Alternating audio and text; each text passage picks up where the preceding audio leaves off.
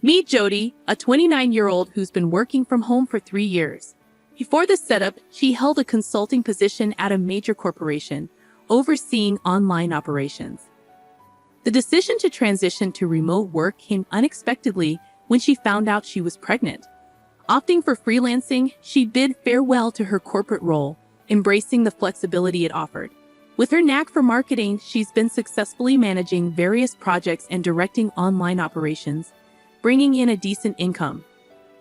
However, her husband, Huey, remains somewhat oblivious to the nature and value of her work, seeing it merely as a pastime.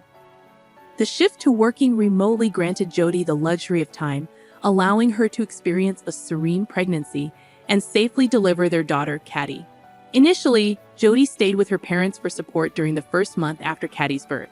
However, Huey's insistence on her return prompted her to shorten her stay to just a month.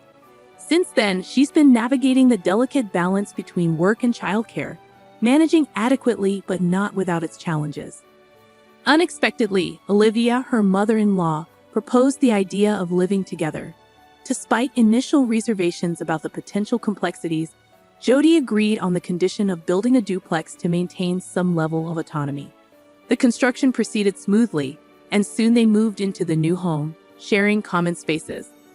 While initially pleased with the arrangement, Jody's contentment soon turned to frustration as Olivia began to impose various household tasks on her, often disrupting her work.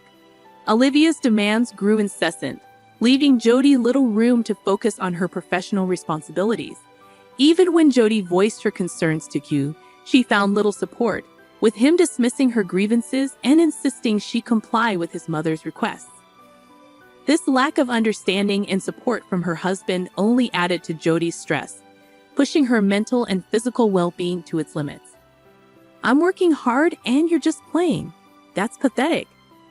With every complaint I voiced, Huey's attacks escalated, dismissing my efforts as nothing more than play.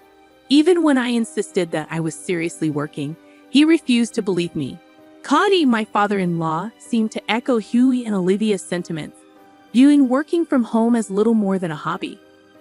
Their lack of trust in my work left me questioning my own worth, fearing abandonment due to my perceived inadequacy. Then one day, when Hugh was off work and everyone was home, I had Caddy lying next to me as I worked. Huey barged into the room with a loud noise, demanding I come to my parents-in-law's room immediately. Ignoring Caddy's cries and leaving her behind, he must have known she was there. Was the loud noise really necessary? Doubting the sensibility of Hugh and my parents-in-law, who interrupted my work, I picked up the crying Caddy and went downstairs. Entering the living room, I found the parents-in-law and Huey chatting happily. Perhaps I had reached my limit of irritation. Anger started to bubble up inside me. "What is it?" I asked quietly, sitting down with Caddy in my arms. The parents-in-law and Huey continued whispering to each other, their secretive behavior unsettling. Patiently, I waited for them to start the conversation. Then Olivia coughed exaggeratedly and glared at me with surprising words. "You leave this house," she said abruptly. I was confused by Olivia's statement. Did she mean for me to temporarily return to my parents' house? "What do you mean?" I asked, trying to remain calm. Olivia snorted and crossed her arms arrogantly. Even as I looked to Hugh for an explanation, he only smiled continuously. Was he mad, or was it me who was losing it? Why, I wondered. I needed to understand the reason calmly, so I first turned to Olivia and asked her why she said that. Olivia's eyes lit up as if she was glad I asked, and with a smile similar to Huey's, she began to rant about how inadequate I was. "Every day you neglect housework, let Caddy cry incessantly, and just play with your computer and mobile phone. I don't know if you're relying on Huey's salary, but you never listen to advice, just like a parasite," Olivia continued, laughing heartily as if she found it amusing. "I apologize for the housework, but I'm doing the basics. I also take good care of Caddy. She's quite a quiet child." I countered Olivia's accusations as much as possible. "I can't just let go of my computer and mobile phone. I'm working. Isn't that understandable?" Then Huey glared at me. "Are you cheating or what?" he accused, and I stared back at him bewildered by his baseless accusation. "Yes, Jody is cheating," Olivia joined Huey, pointing at me with a look of disgust. I was appalled at their audacity. I'm not cheating. I can show you my mobile phone right now, I said, taking out my phone to prove my innocence. But Huey just scoffed at it. Anyone can deceive with that. Can't trust you, he said dismissively. Realizing arguing was pointless, I put away my phone for now. We don't need someone like you. Parasites should move out immediately. Olivia continued to berate me. Move out quickly, she continued. I started to feel like maybe leaving with my daughter was the only option. However, there was one reason I couldn't decide to leave just yet: the duplex house. I was the one who paid for it, went to the construction company repeatedly, and was particular about the interior and exterior. Therefore, I couldn't just easily say, yes, sure, and leave this place. Moreover, the mortgage is still in my name, and I doubt Huey's salary alone could cover our living expenses. If I leave, my income goes too. Are you sure he can manage? I gave them one last chance to reconsider, but Huey scoffed. What income of yours? Don't make me laugh. We've been living off my salary alone until now. His ignorance made me feel almost sorry for him. I sighed deeply and turned to Olivia. Hugh is quite a handful, even more than a 6-month-old daughter. Will you be taking care of him? Huey is high maintenance. He needs his towel, underwear, and pajamas ready after his bath. His shoes polished daily, his shirts ironed, suits deodorized, and wrinkle-free. If his morning coffee strength is slightly off, he loses his temper like a madman. I doubted Olivia could handle such a needy Huey. I asked, offering Olivia a chance. I can do a better job than you. Who's just been playing around, she scoffed. Besides, if you leave, Huey already has someone else in mind. Olivia, looking pleased, said something that she shouldn't have to hear. What do you mean? I didn't miss a beat and turned my gaze to Hugh and Olivia. Olivia showed a look of regret and hastily averted her eyes. Hugh glared at Olivia. Why did you say that? He whispered in a low voice. Explain what's going on. From their reactions, I gathered that Huey might have another woman. I glared intensely at Huey, prompting him to speak uncomfortably. Apparently, according to Huey, for several months, he's been seeing a woman named Carol, a young lady in her early 20s who fell for Huey at first sight during a business encounter. After her advances, they started dating. Carol is beautiful, graceful, and has a wonderful personality, Hugh says with a laugh. I couldn't believe it considering Huey's looks. I couldn't fathom why such a young woman would be interested in him. Half believing, I asked Hugh for proof, thinking if it's true, I'd secure compensation. Hugh showed me his WhatsApp history with Carol, and as expected, the messages were mostly from Huey, suggesting dates and compliments. However, Carol seemed disinterested in anything beyond work, politely declining personal interactions. Moreover, she typically responded formally, with no stamps or anything, just simple replies. Stunned by Huey's smug face, I was at a loss for words. I took screenshots of the conversation, transferred them to my phone without permission, and saved them. You never know when they might serve as evidence. Then I'll leave. With all that had transpired, my affection for Huey had cooled off entirely, and I didn't care what happened to them anymore. I'll take Caddy with me, I declared as Huey and the parents-in-law seemed pleased with my decision to leave. Huey's face turned serious, and his raised hands fell. What are you talking about? You can't raise Caddy without any income. That's right, leave Caddy here. Don't be silly, Hugh, and the parents-in-law didn't understand why I needed to take her with me. As far as I'm concerned, I don't understand why I should leave my daughter in such a place. I've told you I have an income, and why would I leave her with people who can't even take proper care of her? When Caddy grows up, she'll work hard, and I'll relax. Hugh interrupted with his nonsensical talk as I was explaining why I wouldn't leave Caddy. My anger was building. He kept spouting selfish things, not realizing he's digging his own grave. He even plans to use our daughter as a tool. Very well then. Let's decide the custody through court. Please prepare a lawyer. Until then, I'll take care of her. But I knew that arguing here would only complicate things further with Huey and the parents-in-law. with unwavering confidence that I wouldn't lose. Once they agreed to legal proceedings, I wasted no time in preparing to leave immediately. Over the next few days, I never left my daughter's side, making all the necessary arrangements.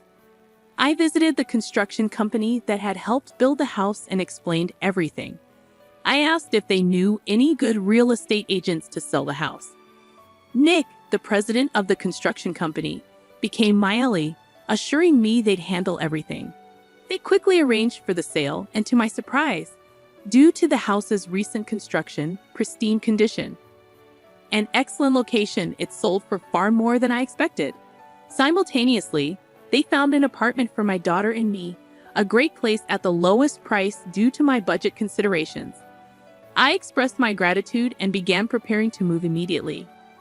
"Oh, have you already found a place?" While packing my dishes in the living room, Olivia asked with a laugh. "Yes," I responded briefly, feeling no need to elaborate. "It'll be lonely without you," she said with a big laugh as she walked away. As unpleasant as she was, I looked around. The sofa and dining table I had bought were too large for the apartment, so I decided to sell them. Next was the refrigerator, which I also bought. It was slightly large, but I decided to take it with me and marked it with a sticker. I put stickers on all the furniture and appliances I had bought and wanted to take, and took photos of the items I didn't need with my mobile phone. On moving day, I purposely chose a day when the parents-in-law and Huey were away. Huey was at work, and the parents-in-law were called away to a community gathering. With the divorce papers Huey had given me in hand, I worked with the movers to transport my belongings. I had the construction company arrange for a waste removal service to pick up the unwanted furniture and other items. I steadily progressed with the move, and everything was finished within 2 hours. A few hours later, I left the house with Caddy. As I arranged things in the apartment, the phone rang. It was Olivia. It was already 5 in the evening. I had left before noon, so she must have just realized. I answered the call. "Jody, what's this about the house being empty?" Over the phone, Olivia seemed quite flustered, yelling loudly. "Ah, those things were mine. I disposed of the ones I didn't need." "What are you talking about?" I replied calmly. "Well, I bought them. I have receipts and other proofs of purchase, so there's no point in complaining," I said with a laugh, leaving Olivia seemingly at a loss for words, raised in nonsensical uproar. "Oh, and I sold the house, so please vacate within a month," I added cheerfully. Olivia sounded even more astonished. "Why would you do that? Since I built the house, it's in my name and I've been paying the mortgage, so I decided to do as I pleased. So that's that," I stated firmly, and Olivia was still trying to say something, but I hung up the phone. After that, I received numerous calls from the parents-in-law and Huey, but I ignored them all. I needed to arrange the apartment quickly for Caddy's sake and had no time for distractions. I also consulted with a lawyer, and we agreed all future communications would go through them. Months later, after repeated negotiations, I easily won custody of Caddy. The reasons were simple. I had ample financial resources. I had been the one caring for Caddy all along, and working from home allowed me to spend more time with her. Huey, who had assumed he would naturally win custody, was shocked and bitterly spat. "I don't need such a girl anyway," before storming off. Relieved that I could finally live peacefully with my daughter, I felt a sense of calm settle over me. After I left, the parents-in-law and Huey hadn't left yet. What should I do? I received a call from the president of the construction company. I simply replied, "Please evict them," and the president, knowing the situation and seemingly amused, laughed heartily and said, "Leave it to me," before hanging up. I don't know exactly how the formidable-looking president persuaded Huey and the parents-in-law to leave, but I can't imagine. A few days later, I received a report that they've moved out, and I was impressed by the efficiency. Even that brought relief to my heart. But several months after the divorce, Hugh contacted me. By then, the divorce was final, and the parents-in-law had somewhat given up, so I hadn't blocked his number. But I immediately regretted not changing my mobile phone number or maintaining the block. "Ah, long time. I was just thinking maybe you were starting to miss me by now, he said. What is he talking about? I felt more liberated than ever after the divorce, not having to care for him. I listened as Huey continued speaking. He was apparently dumped by Carol and had thought I was his only option. The way he was dumped was laughable. He went to Carol right after our divorce, saying, "We can be together right away." When he told her, "You don't flatter yourself," she responded very coldly, misinterpreting her professional demeanor at the workplace. Hugh visited her at home, resulting in a restraining order from the police. Hugh claimed, "Carol betrayed me. I dumped that woman." But frankly, I had no interest in his story. I hung up the phone while he was still talking and immediately blocked him.